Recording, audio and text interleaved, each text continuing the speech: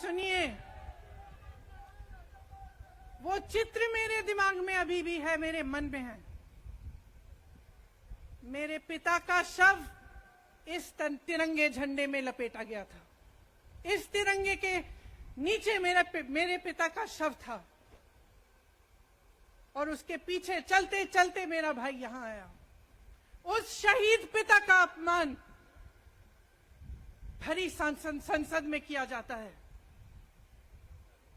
उस शहीद के बेटे को आप देशद्रोही कहते हैं, आप मीर जाफर कहते हैं, उसकी आप मां का अपमान करते हैं।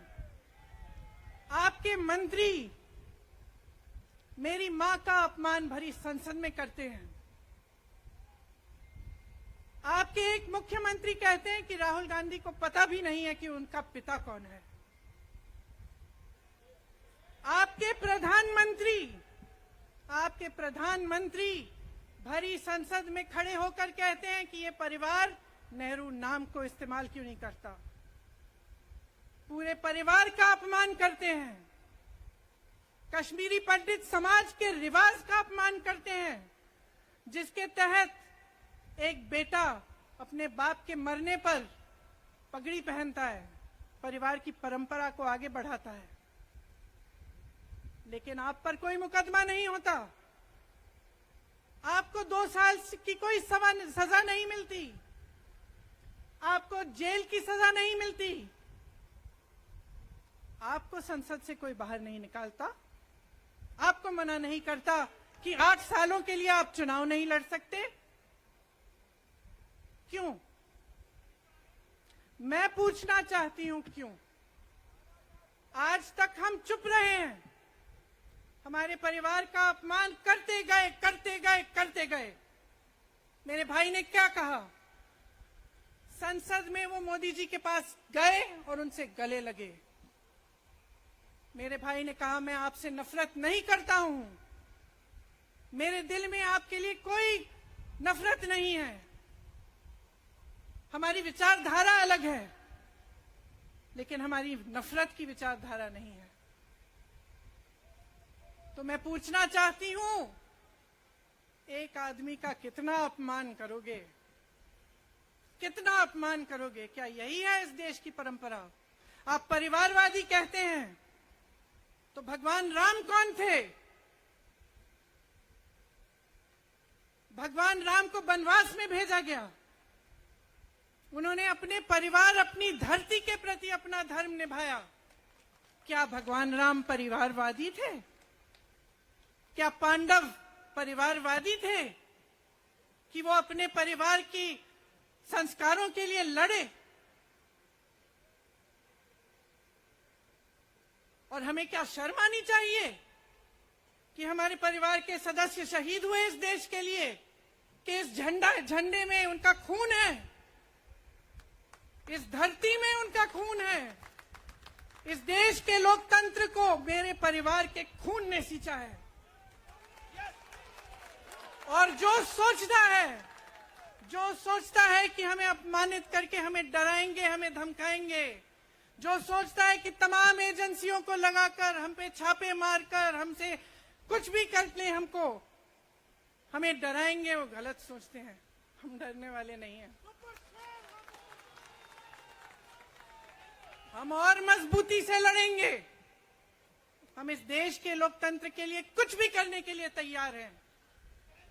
इस देश के लोकतंत्र को, इसकी नींव कांग्रेस पार्टी के महान महापुरुषों ने डाली है। कांग्रेस पार्टी लड़ी इस देश की आजादी के लिए और आज भी इस देश की आजादी के लिए ही लड़ रही है। कभी कभी मैं सोचती हूं, मुझे समझ में नहीं आता कि पब्लिक क्या सोच रही है। क्या देख नहीं रही है क्या हो रहा है? क्या आपको दिख नहीं रहा है कि आपकी सारी संपत्ति लूटी जा रही है, एक आदमी को दी जा रही है, गिने चुने उद्योगपतियों को सब कुछ दिया जा रहा है? किसकी संपत्ति है? ये राहुल गांधी की संपत्ति है, ये आपकी संपत्ति है। ये पीएसयू किसके हैं? किसके लिए बनाए गए? आपके लिए बनाए गए जो ऐसे एक के बाद एक इनको बेचे जा रहे हैं, दिए जा रहे हैं, इसी से तो आपका रोजगार आता है। छोटे उद्योगों से, छोटे व्यापारियों से आपका रोजगार आता है, किसी बड़े अडानी से नहीं आता। रोजगार नहीं देते, छीनते हैं आपका रोजगार। तो आप समझ क्यों नहीं पा रहे हैं? आप गैस के सिलेंडर के लिए 1000 रुपए दे रहे हैं और यहां आपकी सारी संपत्ति किसी को सौंपी जा रही है। राहुल गांधी जी ने क्या कहा? अरे कौन सा इतना बड़ा जुल्म कर लिया कि आपसे 2 सवाल पूछ लिए, जवाब नहीं दे पाए ना, घबरा गए। और जो अहंकारी होते हैं, तानाशाह होते हैं, क्या करते हैं? जब सवालों का जवाब नहीं दे पाते तो पूरी सत्ता को लेकर जनता को दबाने की कोशिश करते हैं। जो सवाल उठाता है उसको दबाने की कोशिश करते हैं। आपने कभी सोचा है, आंखें खोलिए, आपने कभी सोचा है कि ये पूरी सरकार, ये सारे मंत्री, ये सारे सांसद एक आदमी को बचाने की क्यों इतनी कोशिश कर रहे हैं? इस अडानी में है क्या कि इसको आप सारी संपत्ति दे रहे हो देश की? 20 हजारों करोड़ शेल कंपनियों में इनकी हैं और आप इन पे इंक्वायरी नहीं कर सकते। ये अडानी है कौन कि आप सब उनका नाम उठते ही बौखला जाते हैं और उनको बचाने में लग जाते हैं? देखिए, आप इस देश के देशवासी हैं, ये देश आपका है, ये लड़ाई आपकी है। आज तमाम नौजवान बेरोजगार क्यों हैं? हम इश्तिहार तो देख रहे हैं, होर्डिंग देख रहे हैं, मदर ऑफ डेमोक्रेसी लिखा है, कहते हैं कि हमारी अर्थव्यवस्था बहुत तेजी से आगे बढ़ रही है, तो इतने नौजवान बेरोजगार क्यों हैं? तो जहां जहां हम जाते हैं बेरोजगार नौजवान क्यों दिखते हैं? इतनी महंगाई क्यों है? इतनी महंगाई क्यों है? क्या आप इतने बड़े काम कर सकते हो लेकिन एक गैस सिलेंडर का दाम कम नहीं कर सकते? आप छोटे व्यापारियों की मदद नहीं कर सकते? आप रोजगार नहीं बनवा सकते? तो फिर आपकी सरकार किस काम की है? लोगों को दबाने के लिए है या अडानी जी को आगे बढ़ाने के लिए है? तो आज ये समय आ गया है कि हमें गंभीरता से सोचना पड़ेगा। ये सरकार पूरी कोशिश करती है कि आपका ध्यान भटकाया जाए। अब आप सोचिए, कन्याकुमारी से कश्मीर तक एक आदमी चला, उसके साथ लाखों लोग चले। क्या पैगाम लेके चला? किस लिए चला? उसके दिल में क्या भावना थी कि लाखों लोग देश भर से उससे जुड़ के चले? समता, एकता की भावना थी। आज आपके सारी मीडिया, आपके सारे मंत्री, आपके सारे सांसद, आपके सारे कार्यकर्ता कह रहे हैं कि राहुल जी ने विदेश जाकर देश का अपमान किया, राहुल जी ने एक वर्ग का अपमान किया। क्या एक आदमी जो कन्याकुमारी से लेकर 5000 किलोमीटर कश्मीर तक चल के ये रोज रोज कहता है कि इस देश को एक होना चाहिए, सबको समान दृष्टि से देखना चाहिए, क्या ये आदमी देश का अपमान कर सकता है? क्या ये आदमी एक वर्ग का अपमान कर सकता है? तो ये आदमी क्या कर रहा है? ये आपकी आवाज उठा रहा है। ये क्या कह रहा है? कह रहा है कि गरीबों को अपना हक दो, नौजवानों को अपना हक दो, महिलाओं को अपना हक दो। यही तो कह रहा है। और हक क्या है? हक ये है कि जो आपका है वो आपके हाथों में जाना चाहिए, किसी बड़े उद्योगपति के हाथ में नहीं जो प्रधानमंत्री जी के मित्र हैं। ये है आपका हक। उसी हक की लड़ाई लड़ रहा है। तो आप समझिए, ये एक इंसान की बात नहीं है, ये एक राहुल गांधी की बात नहीं है, ये पूरे देश की बात है। जब हम कहते हैं लोकतंत्र को बचाना है, तो हम किस बात की को बचाने की कह रहे हैं? क्या कह रहे हैं हम? लोकतंत्र क्या होता है? खुल के जवाब मांगो, सवाल उठाओ, यही तो लोकतंत्र है कि आपको कोई आपत्ति है, कोई समस्या है, आप किसी के पास जाकर अपना हक मांग सकते हैं। आप कह सकते हैं भाई हमारे लिए ये क्यों नहीं किया, इतनी महंगाई क्यों है, हमारे लिए रोजगार क्यों नहीं बनाए। लेकिन आज यही हक आपसे छीना जा रहा है और आपका ध्यान इधर उधर भटकाया जाता है और इतनी चीजों को फैलाया जाता है जो सच नहीं है, झूठों को फैलाया जाता है। आप सोचिए, राहुल गांधी दुनिया के सबसे बड़े जो शिक्षा के संस्थान है वहां से पढ़ के आए हैं। हार्वर्ड और कैम्ब्रिज की उनकी डिग्री है। कैम्ब्रिज से उन्होंने इकोनॉमिक्स में मास्टर्स डिग्री, एमफिल डिग्री उनको मिली। आप उसको पप्पू बनाते हैं।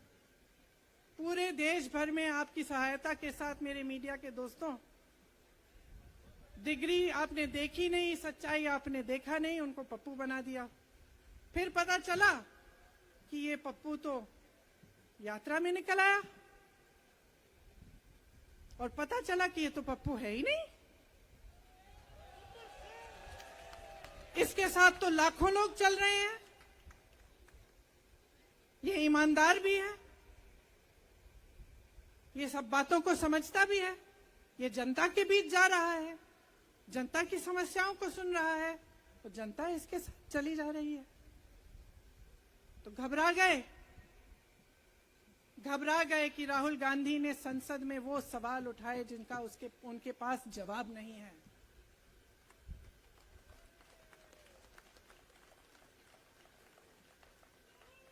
क्या किया सुन लीजिए। एक तरफ से हंसी भी आती है कि एक आदमी को रोकने के लिए इतना सारा करना पड़ा। जिस आदमी ने राहुल जी के खिलाफ सूरत में कंप्लेंट लगाई, आपको मालूम है कि पिछले साल उसने खुद कचहरी में जाके बोला इस पे आप स्टे लगा दीजिए। 1 साल के लिए अपने ही केस पे स्टे लगवाया। फिर वापस कब गए केस खुलवाने के लिए?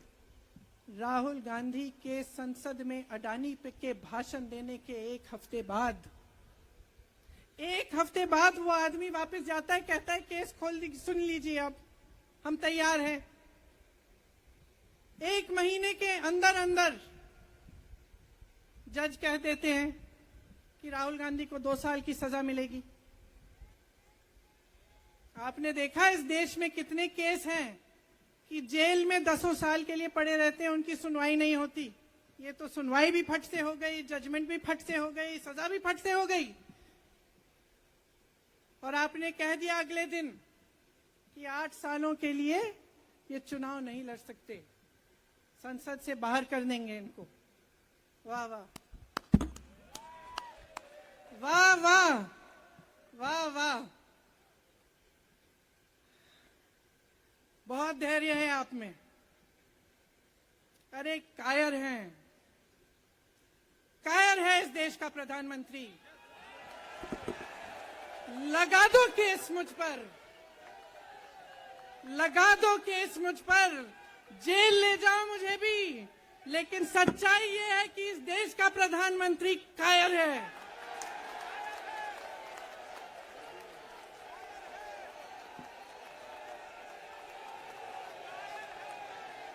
अपनी सत्ता के पीछे छुपा हुआ है, अहंकारी है। और इस देश की बहुत पुरानी परंपरा है, इस देश की बहुत पुरानी परंपरा है, हिंदू धर्म की पुरानी परंपरा है कि अहंकारी राजा को जनता जवाब देती है। और इस देश की बहुत पुरानी परंपरा है कि अहंकारी राजा को ये देश पहचानता है। मेरे परिवार ने मुझे एक चीज सिखाई है कि ये देश दिल से बोलता है और दिल से सुनता है। ये देश सच्चाई को पहचानता है। और मैं जानती हूं कि आज वो दिन है जब से सारा कुछ बदलने लगेगा।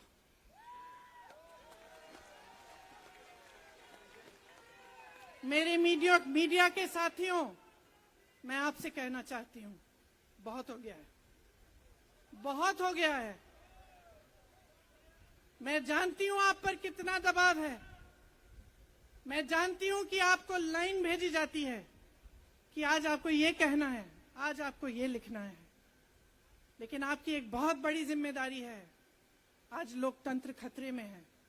अगर सरकार सवाल उठाने वाले को 8 सालों के लिए संसद से निकाल सकती है, अगर कह सकती है कि तुम्हें चुनाव लड़ने की ही इजाजत नहीं है, तो बहुत गड़बड़ है, बहुत गलत हो रहा है। और ये लोकतंत्र के लिए ठीक नहीं है, ये इस देश के लिए ठीक नहीं है। जब आप पत्रकार बने, शुरू में जब आप काम के लिए आए, तो आपके दिल में भी ये होगी बात कि देश के लिए मैं सच्चाई बोलूंगा, मैं सच्चाई बोलूंगी। आज आप बोल नहीं पा रहे हैं, हिम्मत करिए, खड़े हो जाइए आप भी।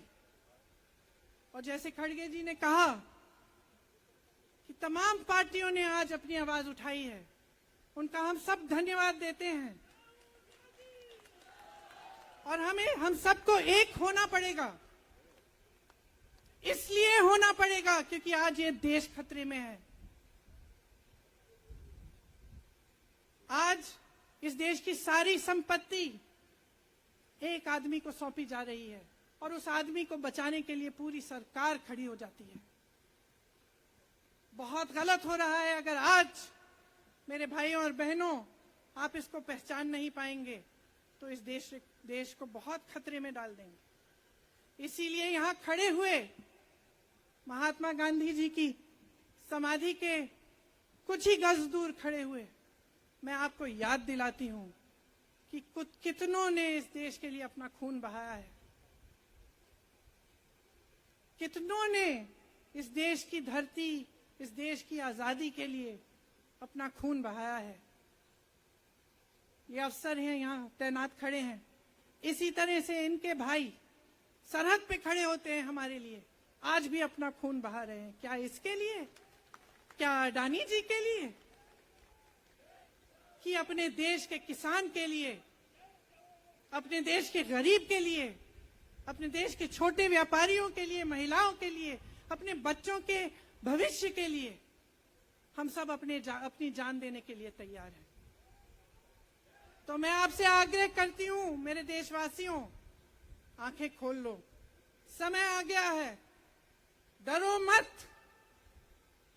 राहुल गांधी के शब्दों में डरो मत, इनका सामना करने का समय आ गया है। एकजुट हो जाओ, सामना करो, इस देश की सच्चाई को उभारो, इस देश की एकता को बनाए रखो और इस देश को आगे बढ़ाओ। जय हिंद, जय हिंद, जय हिंद।